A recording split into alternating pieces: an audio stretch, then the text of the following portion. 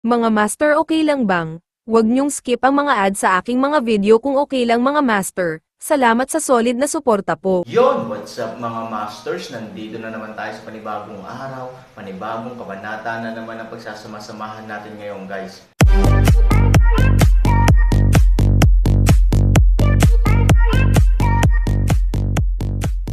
Bali mga masters, kung bago ka pa lang po sa aking YouTube channel, please click the subscribe button, lalong-lalo na po yung notification bell guys, para maging connected pa rin tayo sa isa't isa at maging updated kayo sa mga susunod ko pang video.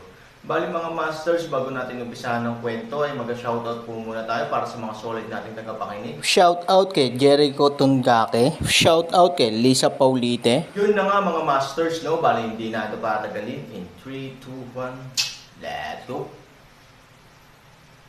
Dilat ang kanyang mga mata at bahagyang nakabuka ang kanyang mga labi. Halatang hindi kapanipaniwala ang kanyang naramdaman sa nasa harapan niya at nabigla sa parehong oras. Isang unggoy at isang bundok, isang mataba at isang payat, isang lakas at isang matalino, ang halos mahalagang mga bisig ng pagtawid ni Child Liu sa disyerto. Sa loob ng maraming taon, ang mga dobleng kasamaan na ito ay halos kasing tatag ng isang matandang aso bilang isang Diyos ng pinto, ngunit ngayon, hindi lamang sila kumakain ng mga pagong, ngunit nahuhulog din. Gamit ang panggalan, lumingon si Aaron sa bahay na panggatong at sinulyapan si Mr. Yuan sa karamihan. Nang makitang nakatingin sa kanya si Aaron, agad na umiling ang lalaki sa takot na baka makita siya ni Aaron ng problema sa oras na ito. Simple lang, sinulyapan lang siya ni Aaron at tumalikod, kaya napabuntong hininga si Mr. Yuan. Kung gusto siyang guluhin ni Aaron, maaaring nagkaproblema siya nang matagpuan siya sa hagdan. Tulad ng sinabi ng Aaron, mas mahusay na gumawa ng higit pa kaysa sa mas kaunti. Sa pagdaan ni Aaron, nagulat ang mga taong naruroon nang tumingin sa kanyang likuran. Sa hindi inaasahang pagkakataon, walang nang ahas na magsalita ng, "Tumigil ka." Biglang, sa oras na ito, si Child Liu, na kanina patahimik, ay malakas na uminom. Ang mga nanakit sa akin ay maaaring pumunta kung gusto mong pumunta. Si Child Liu ay malamig na uminom at malamig na tumingin sa likod ni Aaron. Bahagyang tumayo si Aaron nang hindi lumilingon at sinabing, "Ano pa ang gusto mo? Kautaw at aminin ang iyong pagkakamali." Malamig na sabi ni Young Master Liu. Kahit na nasaktan ang Double Door God, hindi pa rin nagbabago ang palaging mayabang na ugali ni Child Liu, at hindi niya ito mababago. Sa harap ng napakaraming tao, kung umalis ng ganito ang Aaron, paano siya magkakaroon ng foothold sa Jiangho sa hinaharap, at saan siya pupunta sa kanyang mga dekada ng karunungan? Nasaktan din ang kaibigan ko sa iyong mga tao, kahit nasa magkabilang panig, hindi ba mabuti? Sagot ni Aaron, kahit, "Boy, kilala mo ba kung sino ako?" Malamig na ngumiti si Child Liu, "Hindi ko alam," sagot ni Aaron, "Si Mr. Liu ang panganay na anak ng pamilya Liu, isa sa 4 na pamilya sa disyerto. Kahit na makilala ni Young Master Fang at Miss Su ang ating Young Master, dapat silang magbigay daan. Bagamat ang pamilya Liu ang pinakamaliit sa 4 na pamilya, ang pamilya Liu at ang pamilya Fang ay magpinsan. Ang Young Master na si Fang ng pamilyang Fang ay pinsan ni Child Liu, mabahong batang lalaki. Kakayanin mo bang pukawin ang gayong mga dignitaryo? Sa tabi ni Child Liu, malamig na ngumiti ang binti ng aso. Upang pag-usapan ang mga nakaraan, pabayaan ang Child Liu ay napaka-proud. Kahit pa ng aso, mas superior siya. Sa dami ng tao, napangisi din si Mr. Yuan. Ngayon, tingnan natin kung paano ka matatapos. Malaking backer ang sadyang hinahanap niya. Una, ang tagapagtaguyod ay sapat na matatag. Pangalawa, ang backer ay sapat na malaki. Kung hindi kayang lumaban ng Aaron, madaling sabihin. Ngunit kahit na siya ay makitid na manalo at makasakit sa pamilya Fang at Liu, wala pa rin siyang magandang prutas na makakain. Ang hakbang na ito ay nasa isang dilema. Naisip na ito ni Child Yuan habang papunta siya rito, parang napakalakas. Ngumiti ng mahina si Aaron, natural yan. Kung pinag-uusapan ng Young Master na si Fang ang tungkol sa disyerto sa hinaharap, walang aksidente. Ang aking Young Master na si Liu ay mas mababa sa isang tao at higit sa 10,000 tao. Proud na sabi ng paa ng aso. Sa sandaling lumabas ang pangungusap na ito, halatang halata na ito, At sunod-sunod na tumango ang lahat.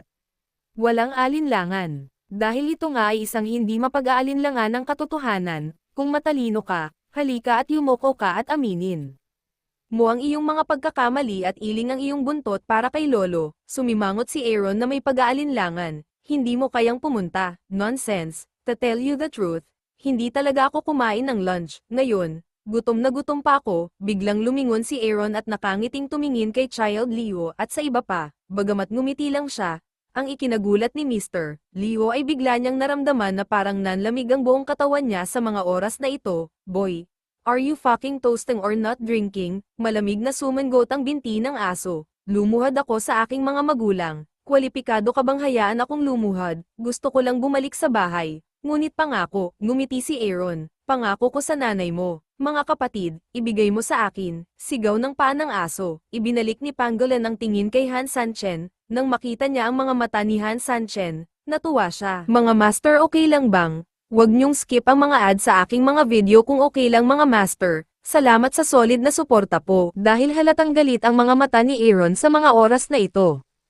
Ipinapakita rin nito na sumusuko na ang taong ito, ngunit pinahintulutan niya ito ng labis.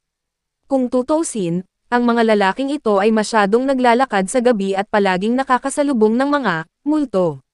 Gayunpaman, kahit na ang multo, kailangan kong mahuli ang isang malaking multo at patuloy na sinusubukang baliw. Tama si Pangolin. Hindi nilayo ng Aaron na pasanin ito sa oras na ito. Siya ay gumawa ng mga konsesyon ng sunod-sunod, ngunit ang mga tao sa kanyang harapan ay hindi lamang hindi nagtagpo, ngunit naging higit na labis. Maging ang Buddha ay dapat magalit. Bukod dito, ang Aaron ay hindi kailanman naging Buddha. Boom! Gamit ang mga paa ng aso at isang grupo ng mga tao ang biglang sumugod sa Aaron, ang Aaron doon ay hindi gumagalaw at ang hangin ay nagsimulang lumakas. Sa loob ng ilang panahon, na ang Aaron's feet ang nasa gitna, ang kanyang chi ay tumalon at gamulong pataas, mga layer ng buhangin at lupa ang mas nakakatakot ay mayroong mga patong ng hangin at alon sa itaas ng ulo ni Aaron, roar. Lilito ang mga hayop sa Aaron. Kung titingnan ito saglit, para itong Diyos ng digmaan, ano? Ang gwapo. Nagulat ang lahat ng naruroon sa momentum na ito.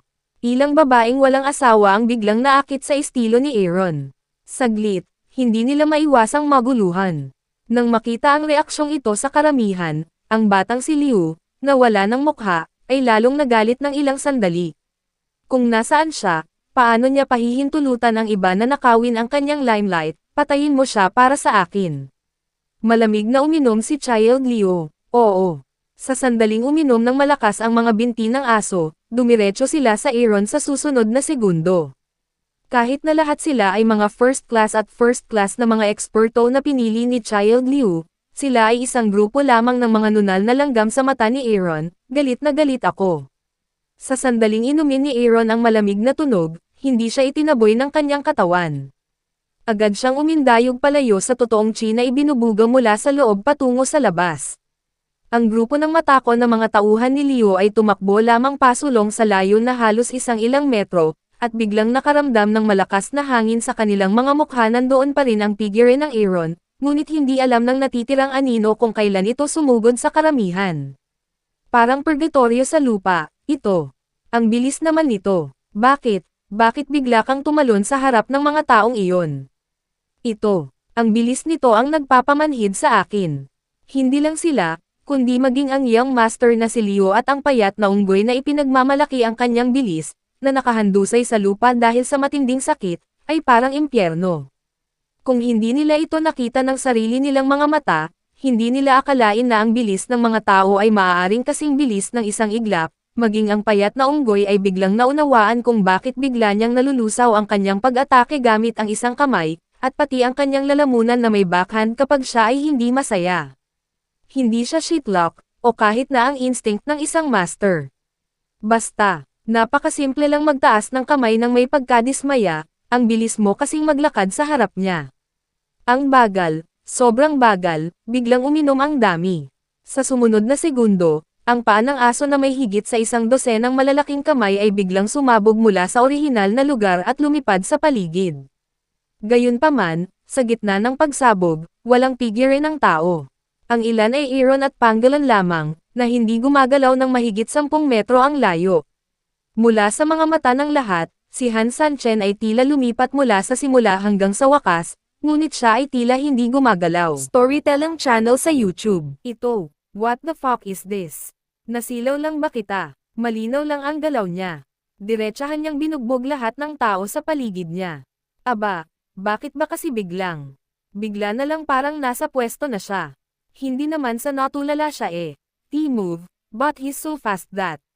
Hindi namin napapansin. Pagdating dito, isang grupo ng mga tao ang natulala.